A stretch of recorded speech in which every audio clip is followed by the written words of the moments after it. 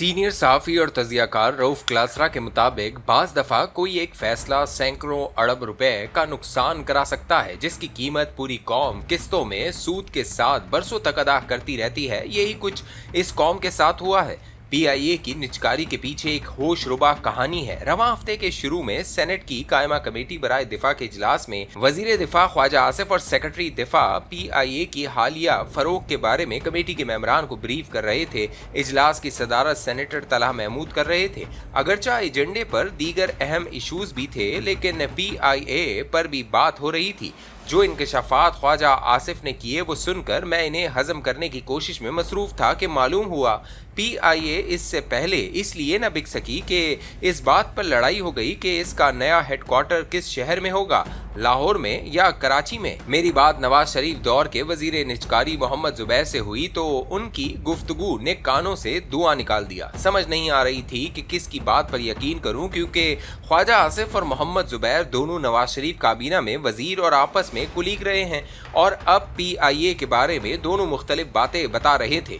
मोहम्मद जुबैर का कहना था लाहौर और कराची का कभी मसला नहीं रहा। पता नहीं ख्वाजा साहब के जहन में ये बात कहाँ से आई। 2015-16 में पीआईए की फरोख का मामला शुरू हुआ। नवाज शरीफ जाती दिलचस्पी ले रहे थे ताकि इसका जो खसारा उस वक्त 200 अरब रुपए तक पहुंच चुका था, इससे जान छुड़ाई जाए। ख्वाजा आसिफ और मोहम्मद जुबैर की गुफ्तगू कहें या इंकशाफात ने मुझे इसलिए भी डिस्टर्ब किया कि दोनों माजी में वजीर निजकारी रह चुके हैं। ख्वाजा आसिफ 1997 की नवाज शरीफ काबीना में वजीर निजकारी और हुकूमत की जबरी रुखसती के बाद नैब की कैद में भी रहे। बाद में जब मैं नैब के chairman general retired Mohammad Amjad से मिला था तो उन्होंने तस्लीम किया कि ख्वाजा आसिफ को गलत गिरफ्तार किया गया था। इन पर कोई इल्जामात नहीं थे, बल्कि नैब ने इस ज्यादती पर ख्वाजा साहब से माजरत भी की थी। बहरहाल ख्वाजा साहब ने कमेटी इजलास में इंकशाफ किया कि पीआईए का नुकसान 800 अरब रुपए तक पहुंच चुका है, जो 2016 में 200 अरब रुपए था। तब पीआईए अपने नुकसान समेत बेची जा रही थी, लेकिन अचानक ये मसला पैदा हो गया कि पीआईए का हेड ऑफिस कराची में होगा या लाहौर में। ख्वाजा आसिफ ने बताया तो नहीं कि एयरलाइन किस पार्टी ने खरीदनी थी जो इसे लाहौर शिफ्ट करना चाहती थी, जिस पर एतराज हुआ और इतना सख्त एतराज हुआ कि डील पूरी न हो सकी।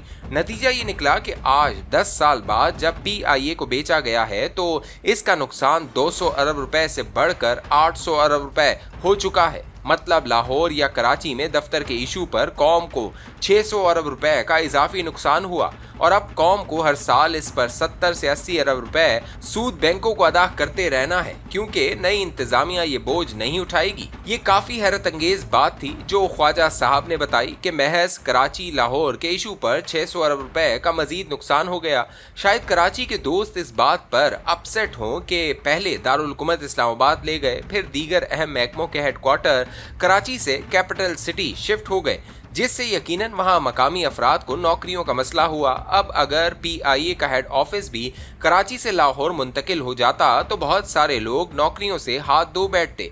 कराची में इस मामले में काफ़ी हसासियत पाई जाती है। खैर, बकौल ख्वाजा साहब इस झगड़े की वजह से निजकारी बीच में ही रह गई।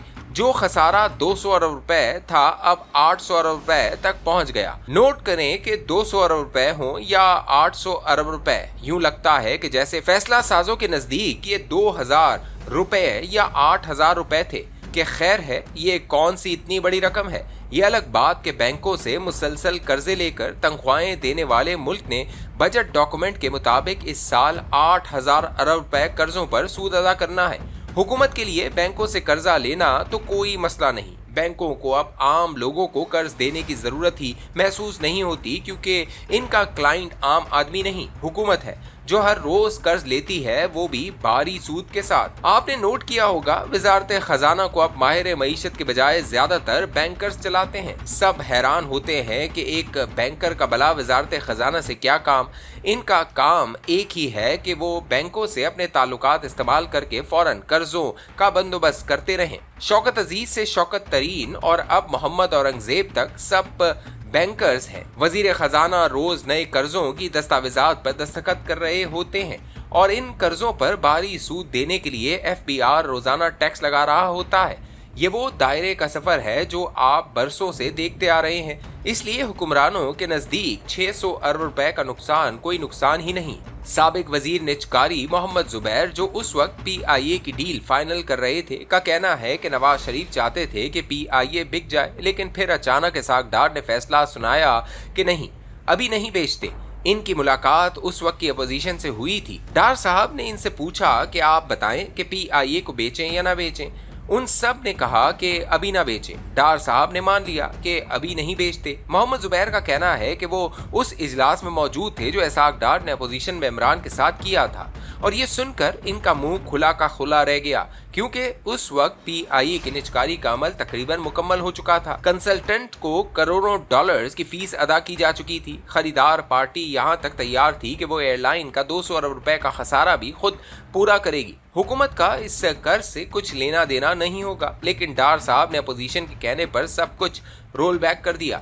अब 10 साल बाद PIA बिक गई है। नुकसान 200 अरब रुपए से बढ़कर 800 अरब रुपए है, और ये 800 अरब रुपए हुकूमत पाकिस्तान यानी पाकिस्तानी अवाम अदा करेंगी। जुबैर साहब के मुताबिक इस खसारे पर हर साल औसतन 70 से 80 अरब रुपए सूद भी अदा किया जाएगा। PIA का ये सारा खसारा अवाम की जेब से जाएगा, इनकी जेब से नहीं, जो उस वक्त वजीर खजाना थे जब PIA खसारे के साथ बिक रही थी, मगर उन्होंने इसे बिकने ना दिया।